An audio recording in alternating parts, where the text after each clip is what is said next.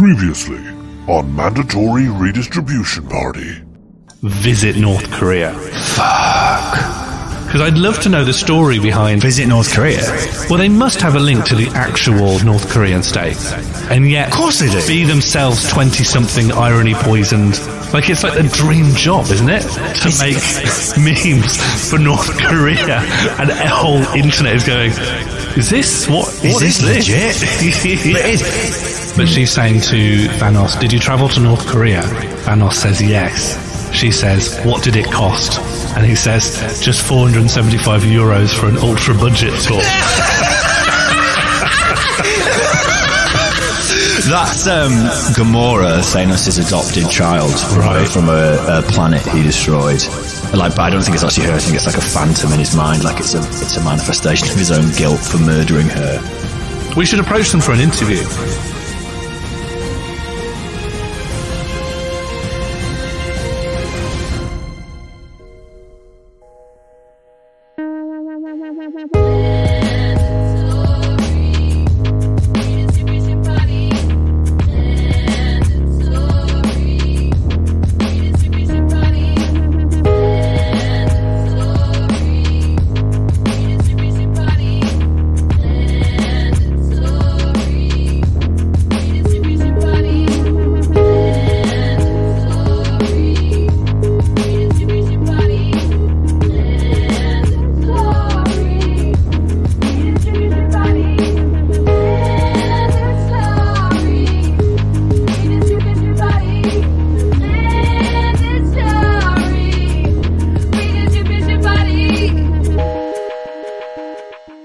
Hello, and welcome to the first bonus episode of Mandatory Redistribution Party.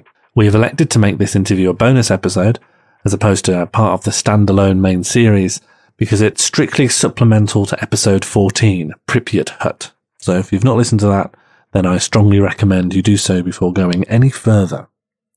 After our conversation about the Facebook page and website Visit North Korea, I managed to track down Tom Fowdy, the creator of both the travel agency and the social media page, who very kindly agreed to an interview.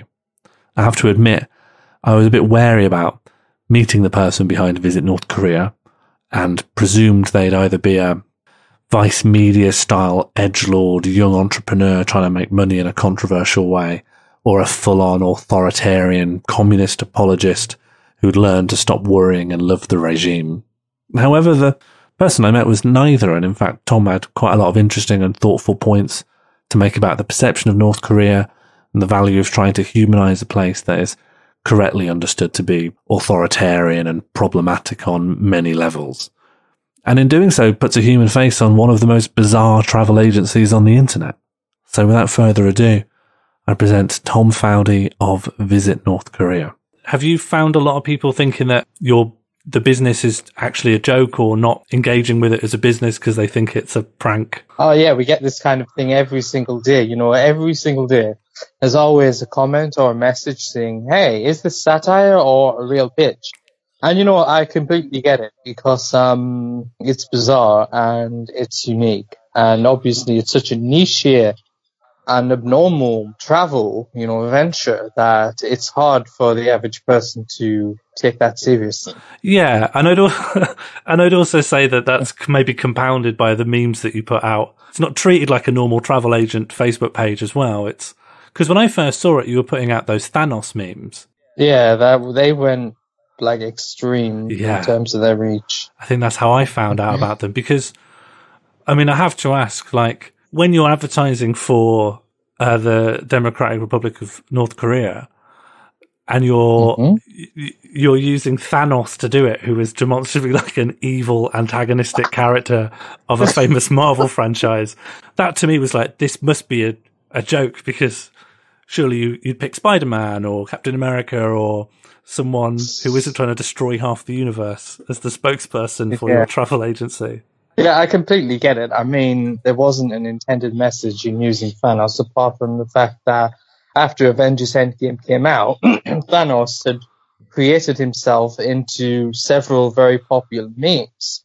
And just by experience, we found that memes people already familiar with were the ones which were getting the most traction. You know, you see a successful meme template and people are going to be more receptive to it rather than the gamble of trying to invent your own, because it doesn't always work. So, you know, there were no more connotations behind that other than the fact that people knew what it was. And I mean, we have used other Marvel characters too. If you scroll back, you know, I do have the Captain America one, the Hulk and things. But I think it's fair to say that Thanos was the accidental alchemical mix to send those posts viral. Oh yeah, I understand. And someone wrote a news article for a web news thing called the Daily Dot, and it had a very similar take to what you came out with. Yeah. I think it's using the antagonist to market a not beloved country of and also on top of so seeing that you will you know what meme formats are going big and you know how to make that relevant to the tours you're trying to sell. But then there are other ones which are fully antagonistic towards America or the UK. For instance, the first day of school meme, where first day of school in America is rogue shooter drills, first day of school in the children's palaces and hanging out with Kim Jong-un. Or the one where you say that North Korea's never had a terrorist attack. That's full on trolling level, I think. That's heavy impact marketing. Yeah, well, it wasn't actually me who thought of that. It was one of my employees or associates who put those ones out. But I wouldn't say they are the anti-American. Sure, they are humorous and they obviously are designed for viral marketing value, but in the connotation, the message itself shouldn't be taken, too seriously. Anyone who knows about North Korea in good detail, knows that, let's say, first day of school in North Korea isn't quite as, all flowers and rosy as what you might imagine it to be, for example. I guess it's just, humorous rather than inherently pushing a serious message in and of itself. Yeah, sure. And I think the joke comes across. It's just striking, especially when you're looking into the page, not sure if it's real. The idea that a travel agency would put this out, you wouldn't get it from package holidays from any other Facebook page. And then the more recent thing that you managed to get was the Redcar Athletic Football Club sponsorship deal. Yeah. How were you personally involved in brokering that, or? Yeah, I oversaw this one, and it's actually the second sponsorship deal we did. The first one was for the Northern League football team, Blythe Spartans FC, and we paid for advertising billboard for that one, and that one created news all the way around the world because it was so unprecedented. So I've been the one, I'm a football fan and I love grassroots football. I'm very passionate about it, and I want to help small clubs in my area of the country because I'm traditionally from the Northeast. So, I contacted these football clubs and, I talked about a sponsorship deal and I posed what it was. And obviously at that level, you're beggars and not choosers when it comes to income and sponsorship. So they were all for it. Was there any friction or confusion when you explain that you're a travel agency to North Korea and that they'd have a flag of the DPRK on their kit? Did you find any tension there? Was that a tough sell to them? Not at all. In fact, they were quite open about it, more than I'd ever conceived that to be. They didn't have any objections or concerns, whatever. I remember though, when the Blythe Spartans won, when the deal was done, and when it came out, there was some opposition in the media, at the end, a scathing article in the Daily Mail, and it was Blythe Spartans responds to criticism of Visit North Korea things and things like that. Right, so you're getting attacked in the national press, but the actual football club itself just doesn't really have any qualms with the sponsorship. Yeah, they were fine with it. They thought it was good publicity. Right, because you've, I think there's a page on your website about trying to strengthen ties between North Korea and the Northeast through football, and you've set up a Sunderland FC fan club. Oh yeah, that Pyongyang. One too. Yeah, that one got some eyebrows raised as well. Is it just you, or how many Sunderland FC fans are there in Pyongyang? Well, this is a project we've been endeavouring to work on, and the whole idea of this, it began with me saying, well, I'm going to donate some Sunderland football shirts to North Korea and help promote the awareness of the club. And then, surprisingly enough, a representative from Sunderland itself got in touch and said, hey, do you want to open a fan branch in the country? And obviously, you know, the publicity and of that is huge, and it created another national press story in the UK. But I think it's always worth being mindful, you know, the logistics and the reality of operating in North Korea as a foreigner means to get people like to that branch as members in solid terms is very difficult, even if you can create a name and following for the club, if you get what I mean, due to the way the country is organised.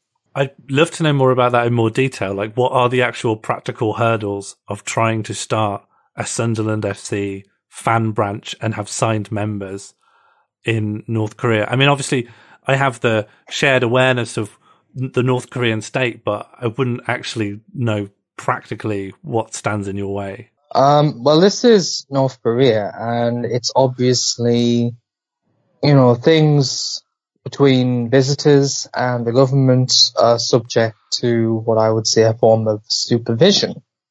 And in a society, you know, it's a one-party state. Some might call it totalitarian. You know, no independent organization is allowed to exist without the government's role and overseeing. So that's limits your autonomy as to what you can set up and what you can do in affiliation with the local people. But obviously a football club, you know, is benign to the point that it's not political. So the idea of it is fine, but it's just what they would want, and always having their fingers in every single thing and every single metric. It couldn't be done without their approval. So when I suggested to the North Koreans, they always shoehorn the idea into some specific objectives. Like they say, can you donate these football shirts to our youth soccer school? Or can you form a direct partnership with Sunderland AFC and a local professional football team in Pyongyang? And that itself is a great idea, but then they say, oh, can you get Sunderland to come and play a North Korean side? And then it's this kind of thing. Yeah, that's quite a tall order. A bit unrealistic, yeah. But I mean, they are open for cooperation, but it's on their terms and conditions. That's basically what I'm saying. Sure. I guess simple ideas can get lost in bureaucracy and oversight. Of course, yeah. I mean, I guess that's one of the things I've found so confusing about the page as well, because I always assumed that in order to even operate as a travel agent, surely you must have the same kind of oversight and the same... Absolutely. So to what degree, like, you function as a private enterprise, but it's directly connected to the North Korean state. So how did you even set that up? Where does the story begin of someone who left university and then you became a travel agent for North Korea? What's the story?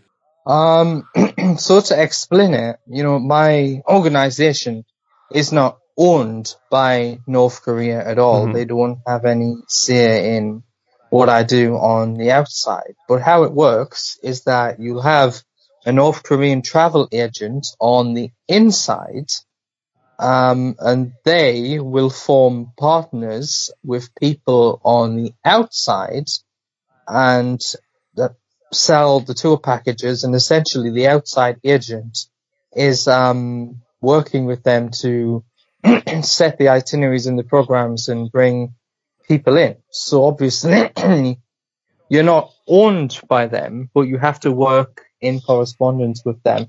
And obviously, so if I want to set up an itinerary, for example, I would write an email to the North Koreans and I said, want to organize a trip for this particular date for this many days, and we want to go and see this, and this. But then they would have final approval on what, I mean, they would do their best, because they're nice people on the level of the agency, and they're quite friendly and opening, and they would do their best to cater to all of your requests, but not everything is possible. But to answer about me on a personal level, so I've been traveling to North Korea since 2014. And the first time I went was on a tour with another company. So I was curious about North Korea because this is a country that's constantly making headlines for wrong reasons. It's a mantra, of mystery, of speculation, and endless controversy.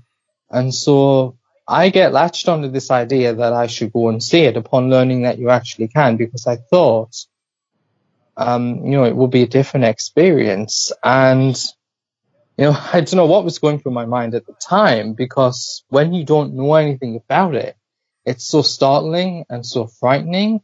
But, I did it anyway. And I was so amazed by the experience and what I learned and what I see. I kind of gained this conviction in myself. I want to share this with other people. I think people could actually learn something, and the world could be a better place through visiting North Korea. So in 2015, that's when I first established that Facebook page you came across called Visit North Korea, and began working in partnership to sell tours. I would work with established companies to get people in from universities. So I did a university exchange in Hong Kong. I lived in Hong Kong, and because it was regionally approximate, to make it realistic, you try to market these North Korean tours to students at the university. And at that particular point in time, I had a lot of success. So you just dive deeper into the industry. And over time, the page has grown, its profile has grown, and it's came a long way. And, you've done it for so long that it kind of entrenches in you as a normal way of life. And sometimes you forget that because you're so used to it. But to other people, it is so different and so strange and so bizarre. But obviously, I recognize that, and that's how I've used that in the marketing of it, both through Facebook memes and through football sponsorship, marketing that bizarre idea, knowing that it's so crazy and so unique that people, are so receptive to hearing about it, and, the message gets out on every level. So I've used basically what might be a disadvantage as an advantage in pursuing and marketing this company. Yeah, I think you're in a good position in that it feels like if you do anything, it will make national headlines just because it's North Korea. Like as a travel agency, that's a blessing. So this all spawned from the idea that you went there and you found it interesting. You discovered that it was possible to send people there to set up a business around that. Is there part of it which is you're trying to myth bust around the preconceptions of North Korea? A lot of the memes are about, really trying to reassure people that it is safe. They're not going to end up in a labor camp or prison if they step foot in the country. Yeah. Is it that you're trying to bust the myths around it, or is it that you think this is a country who's had a bit of a bad rep internationally and it needs its image rehabilitating?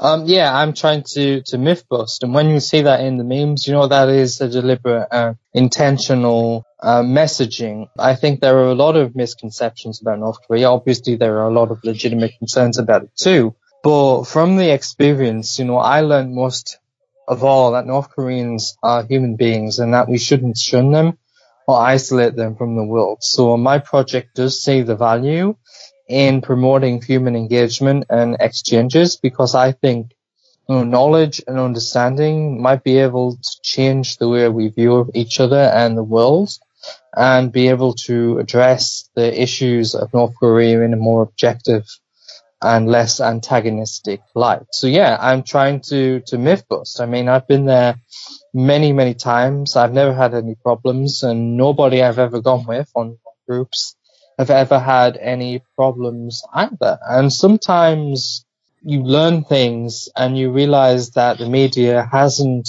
got this right. You get lots of nonsense viral stories about North Korea saying things such as, oh, North Korea claimed they won the World Cup, everyone has the same haircut, things like that. And it's not true. And it's through meeting and talking with North Koreans that human element comes in, and then you realize this is not really as bad as it's being made out to be. So it's kind of walking that line of North Korea isn't what the West at large think it is. At the same time, Yeah. I'm sure there's plenty to the North Korean state which is very problematic, and like Of course, of the stuff that I'm aware of. You know, there's a lot of very significant criticisms to be made of North Korea, but at the same time, the idea that this is a completely brainwashed state, that everyone there is just a complete party line person, is not true. It is in many ways just a country like any other. It just is ruled and overseen in a very idiosyncratic and sometimes troublesome way. I think that's a good way to put it, yeah, because people are people and human beings are human beings. And when in my discussions with North Koreans, you kind of learn something, even though there's things they can't say. You know, there is an underlying consciousness, first of all, about the rest of the world. So, you know, like you said, people are thinking North Koreans are brainwashed and they're deceived. Well, you know, they know more than you think. They ask questions. For example, once they asked, who do you think is going to win the election in South Korea? How do you think that's going to go? I mean, that's a very surprising topic from, you know, what you would think of North Koreans. For example, they know a lot about football, about the Premier League. And sometimes as well, surprisingly, there's been like an underlying conscious recognition of, you know, problems with their country. They once said, yeah, South Korea is richer, more successful country than us. Another one once said to me, yes, we know that things are not good at home and that our country is not very wealthy, very developed. So, you know, they're not as stupid or in the dark as you think. Obviously, they can't go around saying things about Kim Jong-un. But when you hear this, you realize that North Koreans, you know, there's, how can I say it? You know, there's humanity there. People are people, and that's often overlooked in the hysteria about its leader and about nuclear weaponry and so on. So maybe a good way to put it is like North Korea is, I would say, kind of messed up, and it hasn't gotten over like some of the atrocious imperialist things that happened to it. And in response to that, it's, you know, it is quite authoritarian in many ways and does a lot of quite messed up stuff. But I think the rhetoric we used to talk about it really dehumanizes the average North Korean person. It forgets that they're just normal people. I don't think that the people who happen to be born there should suffer the reputation that is probably more deserving to the leadership. Yeah. This stuff about people's wider awareness, this is my own ignorance here, but like, how would people even find out about? Because I've like read through, I don't know how to pronounce it, but like Rodong Sinmun, the national newspaper. And oh yes, like that was me trying to get to grips with what the general awareness of the rest of the world was, and if that's people's principal source of information, like even just talking about South Korea, they're saying this guy's like a absolute traitor, the head of Korea. It's very full on. It's very emotive. When people have this wider awareness, like how is that actually happening? Where are people finding stuff out? That's a good question, and what you would be surprised is that behind the scenes, in the way everyday people live, Rodong Sinmun, the newspaper, is not their central source of information. It's crucial for everyday people to observe and to follow the patterns of the government's messaging so that they can see where the political boundaries are shifting so they can stay on board. But there's a lot of underhand ways that North Koreans access information. A lot of movies, a lot of DVDs, things like that are often smuggled in from the outside world. For example, and a lot of word news comes in and also spreads by word of mouth as well. So they have their ways, I will say. And you also are a writer, like a political analyst. What's your other sideline when you're not visit North Korea? I'm a writer and I write a couple of columns as well. because I enjoy writing about politics and current affairs, and this all builds into my interest of East Asia and North Korea. So, that's been one of my my fields, because people, want to hear about my knowledge, and I also feel it's important to apply that knowledge in ways that can help better change the world and inform people. And when you're writing about that, are you writing to make East Asian politics discernible to a Western audience? Who are you writing for? Yeah, it's mostly towards a Western audience, and I want people to be able to understand issues such as North Korea and China from a more objective, less hysterical point of view. In a similar way, myth-busting, yeah. It's something we've talked about on the podcast in previous episodes, that there's a sense that the West is very much clouded by its own ideology, especially Western exceptionalism, and it doesn't have a good handle viewing politics from different cultures, especially when they're culturally or racially separated from them. China does a lot of things which aren't that far away from what might go on in some of the excesses of America's capitalism machine, but it gets reported on in a very different way because it's part of a different continent. Yeah. Is that something that you end up coming across a lot in your work? Absolutely. I feel very passionate about China. I'm a Chinese speaker, and I've lived in Beijing, in Shanghai, and in Hong Kong. And similar to North Korea, I think China is very misunderstood by the West, and I feel very passionate about the current situation, and I feel strong disagreement with what people like Donald Trump are doing. So I feel a personal urge to speak out about that. And in doing so, I feel I have found a great appreciation from the Chinese people themselves. And I'm gaining a lot of traction amongst Chinese circles on social media. So yeah, I'm very critical of that, because I don't think it's good for the world or for the global economy and thus forth. Do you have any recommendations for how people could make themselves more aware of what's going on in these parts of the globe? Well, it's a very long process, and unfortunately, what I know, it's come from a lot of learning and a lot of experience. Mm-hmm. But I think the experience is crucial. I would obviously say to get out and experience China, to get out and experience North Korea, to be able to talk to the people, but also learn about the history and the culture. But most importantly, try and understand those countries on what I would describe as their own terms. That is, how these countries perceive the world in their context. So comprehend the Chinese and North Korean worldview. It doesn't mean you have to agree with everything. It doesn't mean you have to endorse everything their government does. But you should seek to grasp the fundamental logic and context of which drives events in that particular area of the globe. For example, if you believe the standard American take on Kim Jong-un, it would just make you think that, oh yeah, Kim Jong-un is just a madman who just wants to build a nuclear bomb to nuke America because it's evil.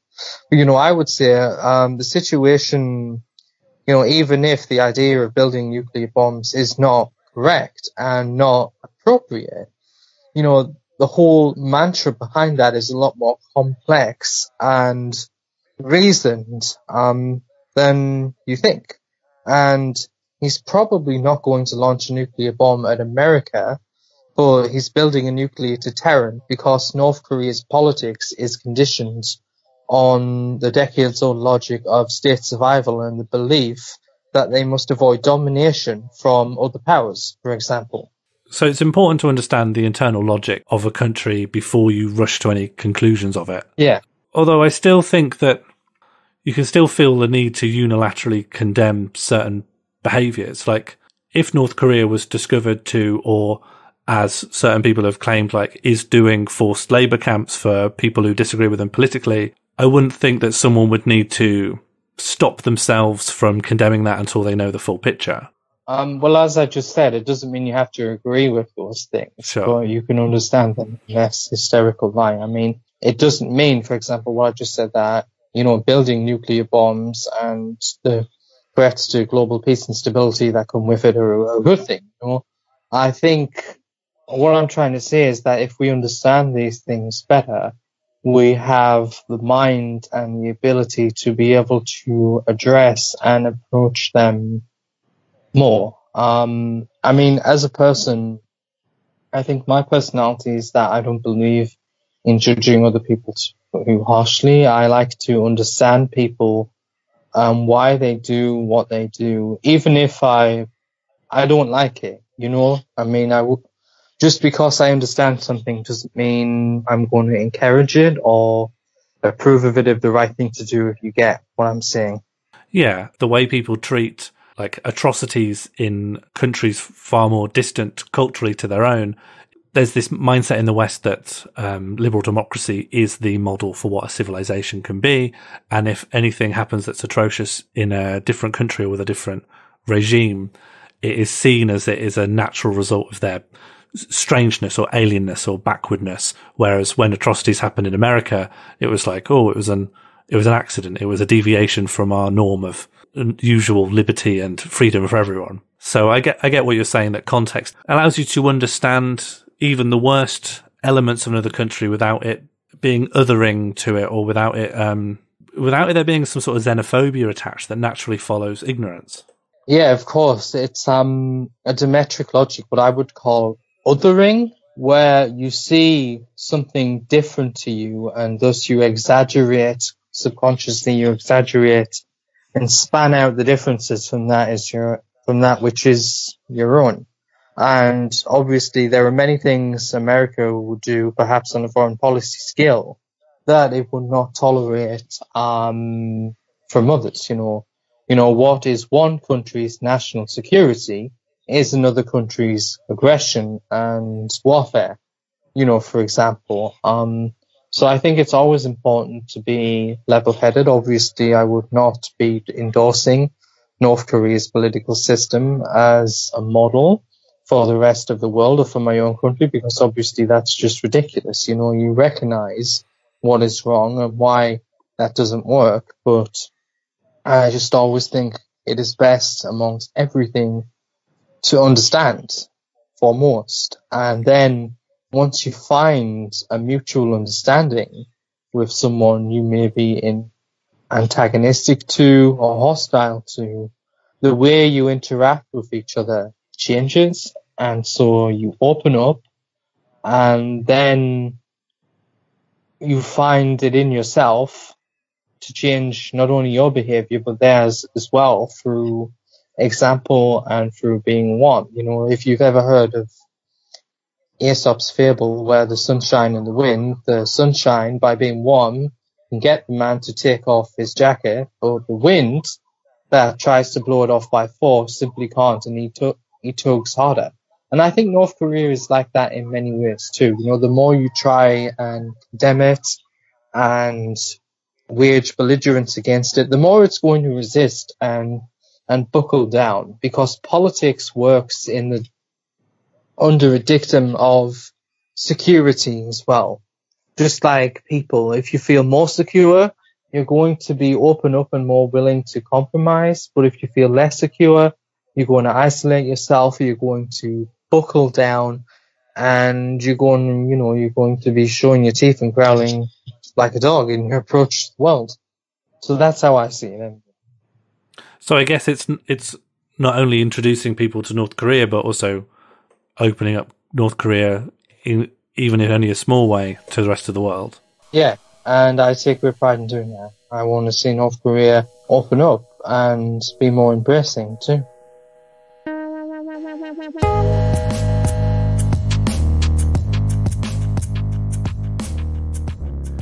Mandatory Redistribution Party was created and produced by Sean Morley and Jack Evans.